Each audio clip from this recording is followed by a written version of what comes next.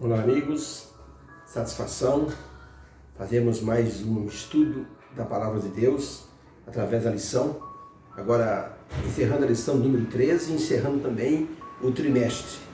Agradecemos a Deus pelas grandiosas bênçãos, pelas lições aprendidas em sua Palavra através dos estudos de cada dia. Fizemos uma lição maravilhosa nessa semana com o título Um Passo de Fé. A lição geral teve como título Fazendo Amigos para Deus, porque Jesus disse: eu vim buscar e salvar os perdidos.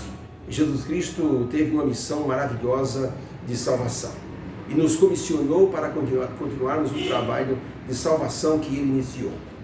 Para vocês terem uma ideia de como a divindade se preocupa com as pessoas perdidas, Ele colocou em nós assim o sentimento de que nós não gostamos de perder coisas. Para vocês terem uma ideia, em Londres, nos últimos 5 anos, muitos viajantes deixaram nos ônibus e nos metrôs muitos objetos. Para vocês terem uma ideia, deixaram 62 mil guarda-chuvas, 14 mil pares de óculos e 122 mil luvas perdidas nos metrôs e também nos ônibus.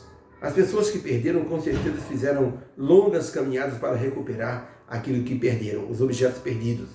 Isso é porque Deus colocou em nós uma forte aversão de perder nossos bens.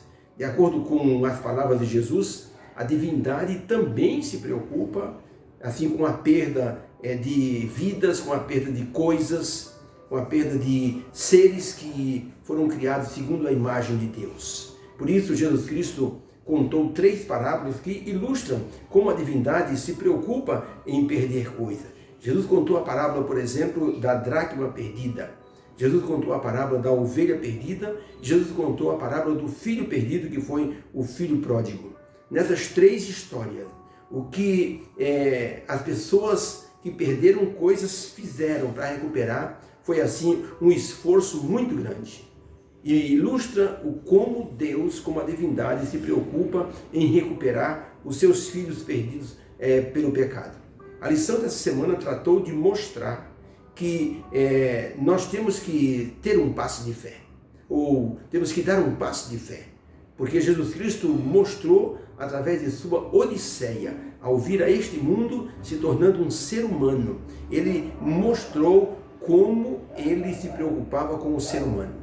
Quando Jesus Cristo resolveu vir ao mundo salvar o ser humano, inicialmente foi para os anjos e os habitantes de outros mundos uma atitude incompreensível, mas ao mesmo tempo demonstrava o grande amor de Deus pelos seres caídos neste mundo. Isso foi chamado de amor abnegado. Amor abnegado é o amor pelo qual a pessoa deixa seus privilégios para ajudar uma outra pessoa ou ajudar pessoas. Por isso foi chamado de amor abnegado. O amor abnegado significa a pessoa se desprender daquilo que ele tem ou deixar de lado aquilo que ele tem para ele fazer um salvamento que está ao seu alcance. Na Itália aconteceu um fato, alguns anos atrás, eu me lembro da reportagem. Quando foi exibido na televisão, a reportagem mostrava um menino que desapareceu de repente. E os pais procurando até que o pai encontrou o filho dentro de um poço, 30 metros de profundidade. Havia tábuas podres e o menino empinando pipa, não viu e foi dando assim aqueles soquinhos na pipa e de repente ele pisou em cima da tábua e desceu de uma vez. E o pai procurando, achou o filho.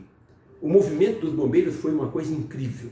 Até o presidente da Itália esteve presente no resgate dessa criança. Os bombeiros tentaram de todas as formas resgatar essa criança, mas não havia jeito. Pensaram em cavar um poço lateral, depois um túnel para alcançar o menino, mas começou a desbarrancar e eles então eliminaram essa possibilidade. Não havia jeito de salvar essa criança. Sabe o que fez o pai da criança? O pai da criança disse: só tem um jeito de salvar o meu filho.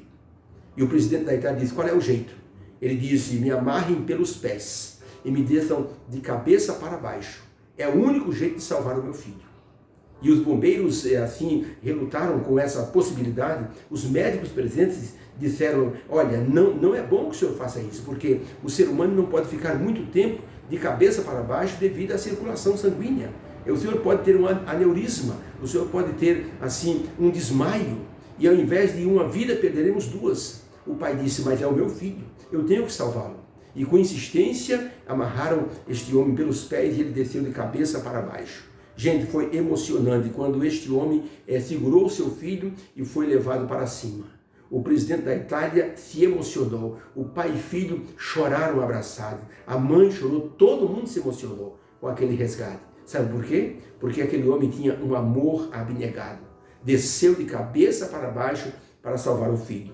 Jesus Cristo também desceu de cabeça para baixo nesse mundo, porque ele tinha o risco de ele morrer nesse mundo e ficar separado do Pai para sempre por causa do pecado. Por isso, Jesus Cristo, ele teve um amor abnegado, e nós podemos dizer: louvado seja Deus por esse amor tão grande para conosco. Nós temos que louvar a Deus por isso. Foi um resgate sensacional diante do universo, um resgate maravilhoso.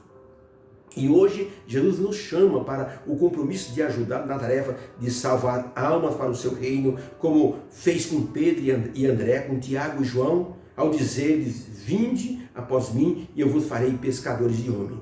Para esse maravilhoso convite, a resposta desses homens foi imediata, sem questionamento, sem desculpa, e ilustra como deve ser também a nossa resposta ao mesmo convite hoje em nosso tempo. Você está aí me escutando, você que está aí me assistindo, você já está fazendo a sua parte no chamado divino? Você já evangelizou alguém? Você já teve o prazer de ver alguém descer ao batismo como fruto dos seus esforços missionários? Olha, na Rússia, uma mulher analfabeta ouviu o pastor dizer que no céu cada coroa vai ter as estrelas representando as almas ganhas para Cristo. E o pastor disse: no céu não haverá coroa sem estrela. Essa irmã se preocupou muitíssimo. Quando saiu da igreja, ela disse: o que eu vou fazer? Ela correu no quartinho missionário e pegou alguns folhetos. Depois do almoço, ela foi na vizinha da frente. Como ela não sabia ler, ela disse para a vizinha: a senhora pode ler esse folheto para mim? É da minha igreja, eu não sei ler. E a vizinha então disse: então entra aqui, por favor, deixa eu ler para a senhora. E a vizinha então leu o folheto para aquela nossa irmã. E ela parava e disse: um menino só, eu acho que isso aí quer dizer o seguinte: eu vi o pastor falando sobre isso uma vez, eu vi um pregador, e ela então explicava o conteúdo do folheto. E essa mulher, quando terminou o folheto, ela agradeceu a leitura, foi na vizinha de baixo e pediu a mesma coisa. No final do ano, 42 pessoas foram batizadas como fruto dessa mulher analfabeta, mas que se colocou nas mãos divinas para responder o chamado, o compromisso do amor. O maior exemplo de alguém que aceitou o chamado e se tornou um instrumento de salvação foi o apóstolo Paulo, que nós estudamos essa semana. Uma vida mudada de uma forma radical, algo assim impressionante, uma conversão maravilhosa, que ele nunca se arrependeu de ter dado esse passo de fé.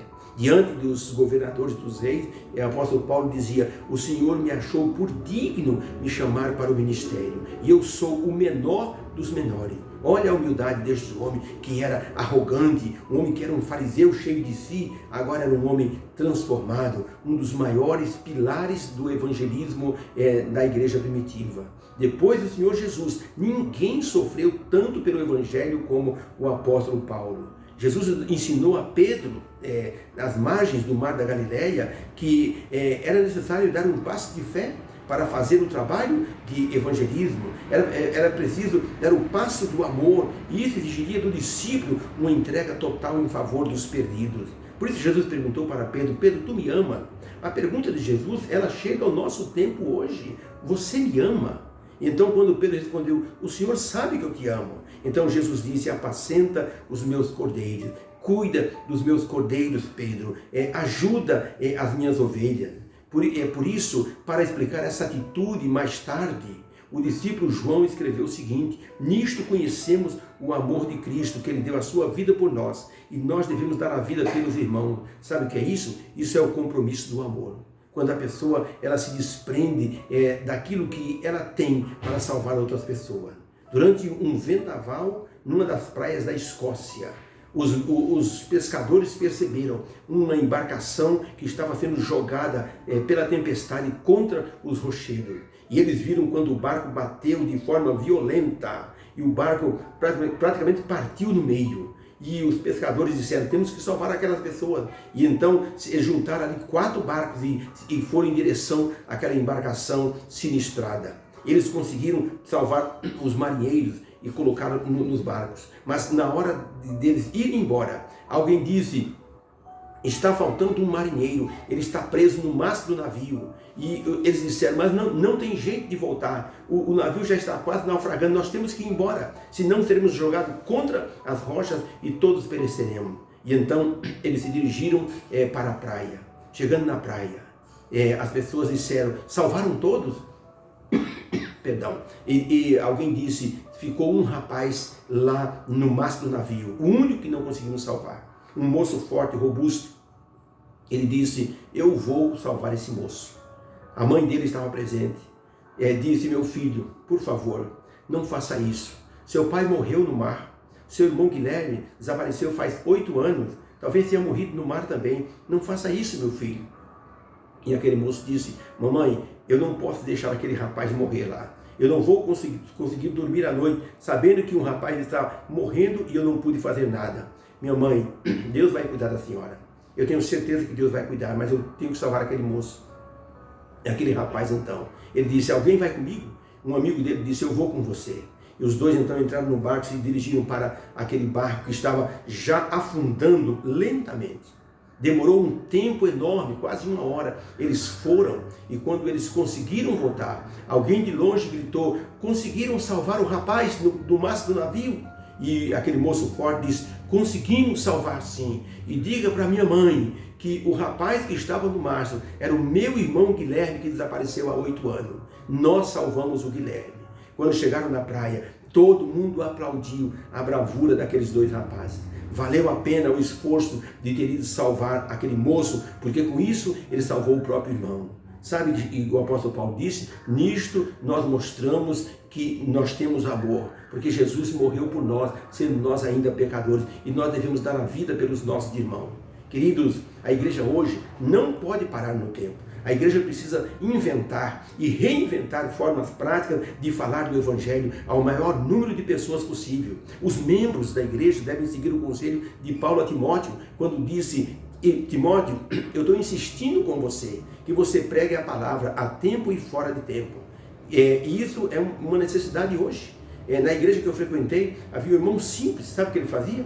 Ele saía da igreja no sábado, ele colocava versos bíblicos dentro do envelope e colocava nas casas e colocava o telefone dele e deixava lá na caixinha do correio. Todo sábado ele fazia isso. Depois ele me falou, irmão, olha, eu tenho 3 interessados que eu estou dando estudo bíblico, fruto desse envelopinho que as pessoas pegaram. Eu colocava lá textos bíblicos e algumas palavras de exortação, de carinho, que Jesus amava a pessoa, que eu estava orando por essa pessoa, e não é que as pessoas me ligaram, e hoje eu estou dando um estudo bíblico para 3 pessoas, eu falei, que maravilha, olha como Deus pode orientar uma pessoa para fazer um trabalho simples. Eu me lembro que fiz uma conferência evangelística numa igreja e um irmão, todo domingo que eu pregava, ele botava o gravador em cima ali do piano e depois eu ficava assim olhando, por que esse irmão está colocando esse gravador? Ele deve gostar muito das minhas pregações. Pois, gente, sabe o que esse irmão fazia? No sábado seguinte ele levava na casa de uma pessoa interessada e fazia a pessoa escutar a mensagem que eu havia pregado. Eu estava numa igreja em Avaré, quando eu terminei de pregar, lá na porta uma irmã disse, irmão, eu sou convertida por uma de suas pregações. Mas onde a irmã me viu pregando? Eu nunca vi o irmão pregando, é a primeira vez que eu vejo o irmão pregando. Mas como é que o irmão se converteu? Ele disse, o irmão, lembra do irmão Jonas, na igreja de Cumbica? Pois ele pegava o gravador, colocava em cima do piano, gravava as suas pregações. E ia no sábado na minha casa e fazia eu escutar as suas pregações e nos seus apelos eu fui entregando meu coração ao Senhor Jesus Cristo. Olha o que esse irmão fez para que ele pudesse então cumprir o compromisso de Jesus Cristo para pregar o Evangelho. Ellen White escreveu no livro Testemunho Seleto, volume 3, na página 272, o seguinte, eu tenho sido instruída que não é de doutrinas novas nem fantasiosas que o povo precisa. Não necessitam de conjecturas humanas, precisam do testemunho de homens que conheçam e pratiquem a verdade. Homens que compreendam a ordem dada a Timóteo e lhe obedeçam, pregues a palavra. Existem alguns crentes, meus irmãos, que não gostam de evangelizar porque têm receio, têm medo de falar a pessoas novas e serem rejeitadas. Por isso, muitos são hoje crentes secretos. Mas isso não é prudente, não é sábio. Deus, ele reprova os crentes secretos. Imagine se o doutor Jonas Salk, descobridor da vacina contra a paralisia infantil, se esse homem tivesse guardado o segredo e não contado para ninguém que ele tinha descoberto o remédio contra a paralisia infantil, a vacina contra a paralisia, seria um crime. Milhões de crianças estariam paralíticas se ele tivesse guardado isso a sete chaves. Mas ele falou para o mundo e isso ajudou milhares de pessoas, milhões de pessoas. Da mesma forma, o conhecimento da salvação que Deus colocou em nossa vida nos coloca em débito com o mundo. Nós não podemos nos calar. Numa empresa, depois de 3 anos de trabalho, uma colega falou para a outra: você é adventista? A moça ficou em pânico e disse: o que você quer dizer com isso? O que você quer saber? Ele disse: não, é que outro dia, disse a moça, eu estava passando de carro numa rua e eu vi você toda trocadinha assim, bonitinha, entrando dentro de uma igreja adventista. Eu achei que você é adventista. E você é adventista? E a moça disse: sim, sou adventista. E ela disse: que pena, eu queria tanto ir na sua igreja, mas se você se envergonha da sua igreja, eu acho melhor eu nem ir lá. A moça disse: 1000 perdões, eu lhe peço 1000 perdões. Eu sou adventista. Escuta, vamos comigo na igreja. E teve um trabalho imenso para convencer a colega a ir na igreja. Gente, ser um cristão secreto não é da vontade de Deus. É perigoso ser um cristão secreto. Podemos perder oportunidades. Pessoas podem perder a salvação porque nós não falamos do evangelho. Nos calamos. Veja, e Deus vai cobrar da gente esse pecado da omissão. A pessoa transmitir a palavra de salvação é um pecado de omissão. Que Deus nos abençoe. Estudamos uma semana maravilhosa sobre um passo de fé. Estudamos um trimestre sobre fazendo amigos para Deus. Que o Senhor nos abençoe. Nos conceda o Espírito Santo para que possamos, com o seu poder, realizar a obra que Cristo nos confiou sem medo. Que Deus te abençoe de forma particular e nos abençoe como igreja também, para que nós possamos pregar sobre a volta de Jesus e preparar um povo para encontrar o Senhor Jesus Cristo. Se você crê nisso que estudamos, diga amém ao final desse estudo e que Deus te abençoe. Amém.